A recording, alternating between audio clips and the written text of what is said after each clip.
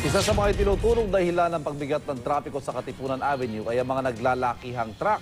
At para maibsan ang problema sa trapiko, pinag-aaralang isara ang ilang U-turn slots sa lugar at maglagay ng stoplight. May live report si Oscar Oida. Oscar. Yes, Ivan, sa mga sandaling ito, maganda pa ang daloy ng trapiko dito sa kinalalagyan at sa may Katipunan Avenue. Yan ay dahil holiday ngayon. Ito sa kabilahan ng mga nagdadaanan sa buong magdamag ng mga naglalakihang truck. Pero Ivan, kung may pasok ngayon, ibang-iba ang senaryo. Dahil nga ayon sa MMDA, 60 to 80% ang itinaas ng bilang ng mga dumadaan truck dito sa Katipunan Avenue. Ito yung nakikita nilang dahilan kung bakit ganun na lamang ang pagbibigat ng daloy ng trapiko dito, lalo na pag may mga pasok. Kaya may mga panukala ang MMDA, yung mga pinaplano silang pagbabago para maibsan ang daloy ng trapiko dito sa may Katipunan.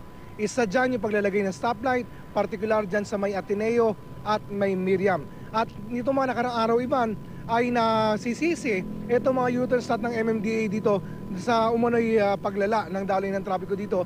Kaya pinag-aaralan na rin ng MMDA itong pagtatanggal ng mga U-turn slots dito sa Katipunan at ang iiwanan na lamang nila ayon dyan sa may ilalim ng flyover at dito sa may UP Town Center. So ilan lamang yan sa mga iniisip na paraan ng MMDA nang sa ganun matulungang gumaan ang daloy ng trapiko dito sa may Katipunan Avenue. Pero sa mga sandaling ito ay wala pa namang katiyakan, Ivan, kung kailan ipapatupad ang mga planong yan. Ivan?